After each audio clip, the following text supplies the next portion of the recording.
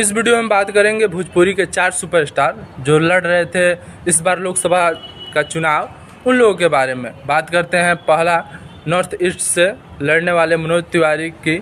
तो मनोज तिवारी की बात करें तो मनोज तिवारी दिल्ली से जीत चुके हैं। और वहीं बात करते हैं आजमगढ़ से दिनेश लाल यादव निरहुआ जो कि बीजेपी के टिकट से चुनाव लड़ रहे थे और वहां से उन्होंने चुनाव हार गया है। निरहुआ चुनाव हार चुके हैं। और वहीं बात करते हैं गोरखपुर के रवि किशन के बारे में। तो रवि किशन गोरखपुर से जीत गए। और फिर बात करते हैं चौथे नंबर पे जो सुपरस्टार है पवन सिंह, जिनका काफ़ी ज़्यादा नाम था काराकाट में, काफ़ी ज़्यादा चुनाव प्रचार भी हुआ, काफ़ी ज़्यादा भोजपुरी इंडस्ट्री के वहाँ एक्टर सिंगर भी आए, बहुत लोगों ने प्रचार किया, बहुत बड़ा नाम था। लेकिन इस सब के बावजूद भी पवन सिंह काराकाट से चुनाव हार गए और वो भी 1 लाख वोटों से।